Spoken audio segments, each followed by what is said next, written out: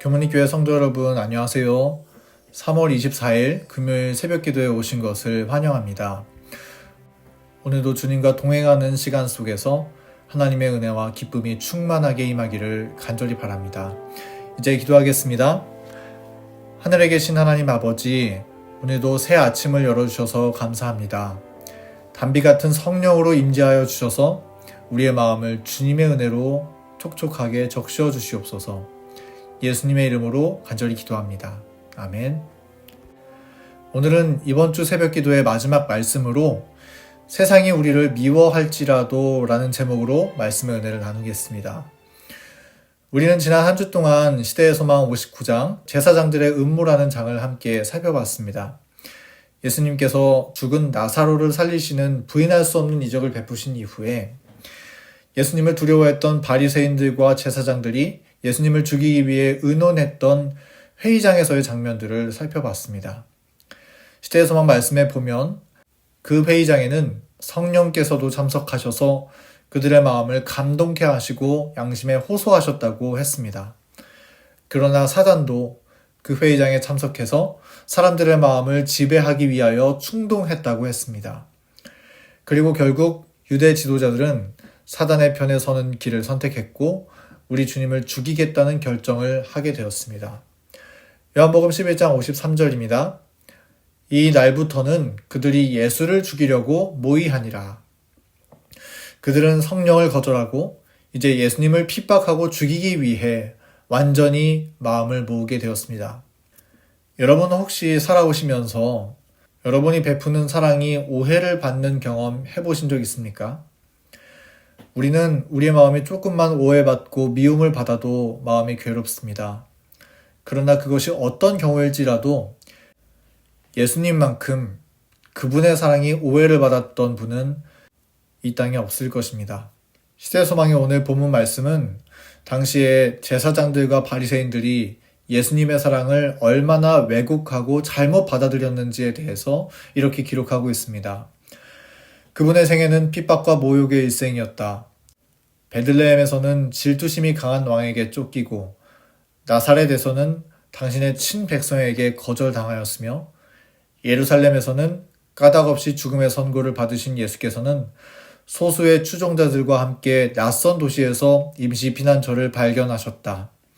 인간의 재난에 동정하고 병든 자를 고치고 눈먼 자를 보게 하고 귀머거리를 듣게 하고 벙어리를 말할 수 있게 하고 배고픈 자를 먹이고 슬퍼하는 자를 위로하신 그분은 당신이 구원하려고 힘쓰신 그 백성에게 내쫓겼다. 이 말씀 가운데 예수님은 어떠한 생애를 사신 분이셨습니까? 예수님은 동정하시는 분, 병든 자를 고치시는 분, 배고픈 자를 먹이시는 분, 슬픈 자를 위로하시는 분, 구원하려고 힘쓰시는 분이셨습니다. 그런데 그런 사랑의 예수님께서 어떠한 취급을 받으셨다고 했나요? 당신의 친백성에게 거절당하셨다고 했고요. 까닭없이 죽음의 선고를 받으셨다고 했습니다. 그리고 구원하려고 힘쓰신 그 백성에게 내쫓기셨다고 기록되어 있습니다.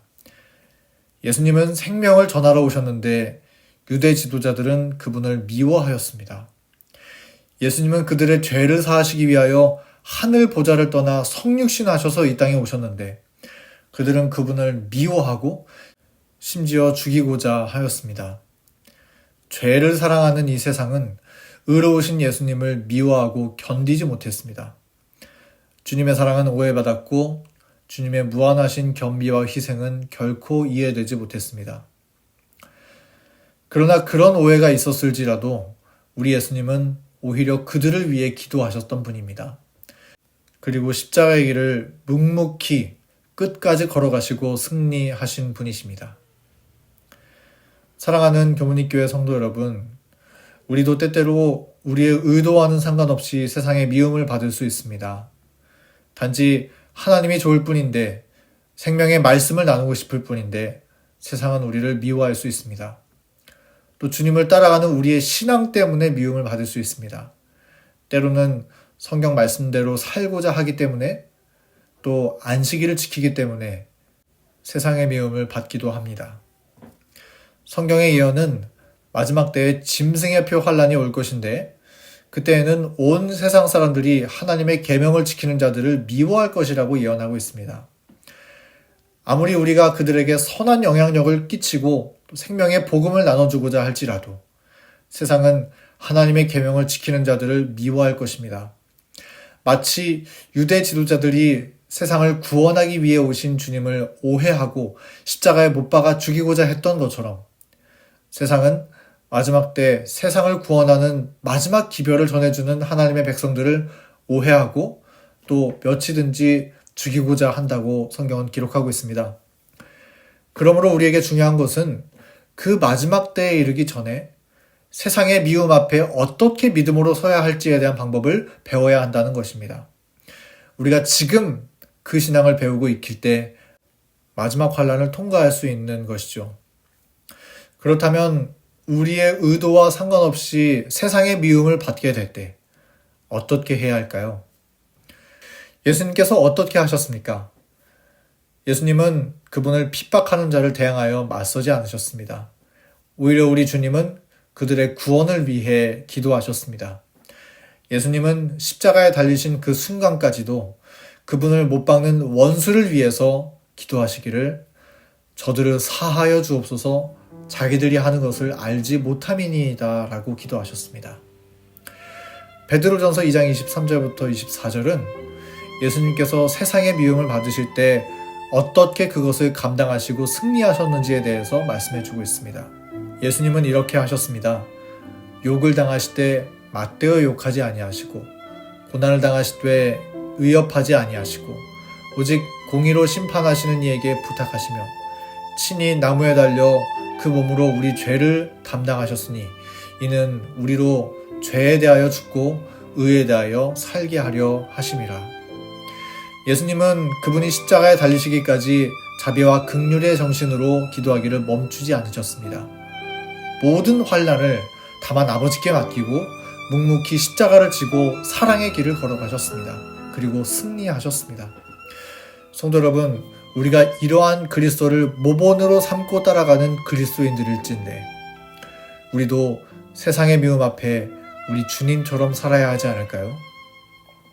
세상이 우리를 미워할지라도 그들과 맞서는 것이 아니라 오히려 그리스도의 마음으로 그들을 위해 기도하고 세상이 우리를 핍박할지라도 오히려 그리스도의 마음으로 사랑의 길을 묵묵히 걸어가는 우리 주님 빼어 닮은 생에 우리 모두 함께 살게 되기를 간절히 바랍니다. 물론 우리 속에는 세상의 미움 앞에 설 수 있는 용기가 없습니다. 우리 속에는 그럴 수 있는 사랑이 없습니다. 그러나 성경은 이 모든 일에 우리를 사랑하시는 이로 말미암아 우리가 넉넉히 이기느니라 라고 말씀하고 있습니다. 우리가 능력의 근원 되시는 주님을 의지한다면 주님께서 우리를 넉넉히 이기게 하실 것입니다. 세상의 미움을 성령의 능력으로 승리하신 예수님께서 우리에게 방법을 가르쳐 주시고 능력을 부어주시고 앞길을 지도해 주실 것입니다. 주님은 그런 대제사장이십니다. 그러므로 혹 세상이 우리를 미워한다 할지라도 주님과 함께라면 우리는 단 하나도 두려워할 것이 없습니다. 오늘 하루 우리 그런 주님 바라보시면서 주님 주시는 은혜와 능력을 간구하면서 주님과 동행하고 믿음의 승리를 경험하는 교모님 교회 모든 성도님들이 되기를 간절히 바랍니다. 이제 함께 기도하겠습니다. 사랑이 무한하신 하나님 아버지 감사합니다. 때때로 우리가 베푸는 사랑이 오해를 받을지라도 우리 주님을 따라서 그들을 위해 기도할 수 있는 믿음 허락하여 주시옵소서. 혹 세상의 미움을 받을지라도 우리 주님 따라서 예수님의 긍휼의 정신 잃지 않게 하여 주시옵소서. 사랑 없는 우리의 마음속에 그리스도의 사랑을 깨닫게 하여 주셔서 우리의 영역 안에서 넉넉히 이기는 승리의 생에 살아가는 귀한 하루 되도록 인도하여 주시옵소서. 예수님의 이름으로 기도드립니다. 아멘. 이제 오늘 함께 기도할 기도 제목들을 말씀드리겠습니다. 첫 번째로 교회의 환우들을 위해서 기도해 주시고요. 두 번째로 이번 한 주 동안 진행된 춘계 기도주일 예배를 위해서 기도해 주시기 바랍니다. 세 번째로 여러분의 개인의 기도 제목을 두고 기도하시고요. 네 번째로 코로나 회복과 성도들의 건강을 위해서 기도해 주시기 바랍니다. 그리고 다섯 번째로 우리 교회 패스파인더들을 위해서 이 시간 함께 기도하겠습니다.